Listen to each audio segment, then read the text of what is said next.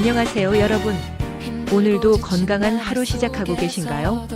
그런데 혹시 아침에 일어나서 거울을 보면 얼굴이 부어서 눈이 잘 안 떠지는 경우 있으시죠? 또 손가락이 뻑뻑해서 반지가 잘 안 들어가거나 주먹을 쥐는 게 어색한 느낌. 저도 요즘 자주 경험하고 있어요. 처음엔 어제 물을 너무 많이 마셨나? 잠을 잘못 잤나? 하고 단순하게 생각했는데요.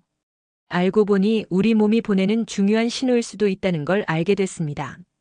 오늘은 바로 아침 붓기, 특히 얼굴과 손가락이 붓는 이유와 언제 병원에 가야 하는지, 그리고 집에서 할 수 있는 관리법까지 자세히 알아보겠습니다. 먼저 왜 아침에 얼굴과 손이 붓는지부터 알아볼까요? 첫 번째, 중력과 체액의 이동입니다. 낮 동안 우리가 서 있을 때는 중력 때문에 체액이 아래쪽, 다리 쪽으로 모입니다. 그런데 밤새 누워있으면 어떻게 될까요? 이 체액들이 위쪽으로 올라와서 얼굴, 특히 눈 주변과 손가락에 모이게 됩니다. 두 번째, 나이와 함께 약해지는 순환입니다. 나이가 들수록 혈관과 림프 순환 기능이 약해져요.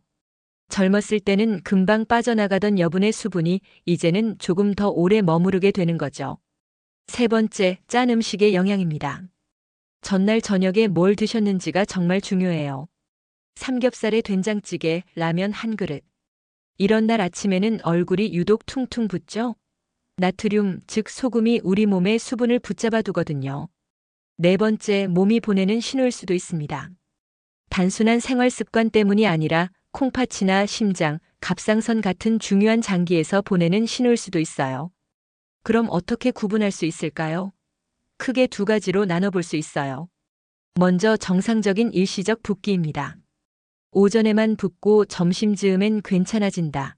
전날 짠 음식이나 술을 많이 마신 후 심해진다. 손가락을 눌렀다 뗐을 때 금방 원래대로 돌아온다. 이런 경우는 크게 걱정하지 않으셔도 됩니다. 하지만 주의가 필요한 병적 붓기도 있어요. 하루 종일 붓기가 지속된다. 얼굴뿐만 아니라 다리, 발목까지 함께 붓는다. 손가락으로 눌렀을 때 자국이 오래 남아있다. 숨이 차거나 쉽게 피로해진다. 이런 증상이 있으면 주의해야 합니다. 간단한 테스트를 해보세요. 정강이나 발등을 엄지손가락으로 5초 정도 꾹 눌러보세요. 정상이라면 금방 원래대로 돌아오는데 만약 움푹 들어간 자국이 10초 이상 남아있다면 병원 진료를 받아보시는 게 좋습니다. 그럼 이제 집에서 할 수 있는 실용적인 관리법을 알려드릴게요. 첫 번째, 저녁 식단 조절입니다. 가장 중요한 건 저녁 식사예요. 하루 권장 나트륨 섭취량이 2000mg 이하인데 우리가 자주 먹는 김치찌개 한 그릇만 해도 이미 이 양을 초과하는 경우가 많아요. 저녁엔 되도록 담백하게 드시는 걸 추천합니다. 두 번째, 똑똑한 수분 섭취입니다. 의외로 물을 너무 적게 마셔도 붓습니다.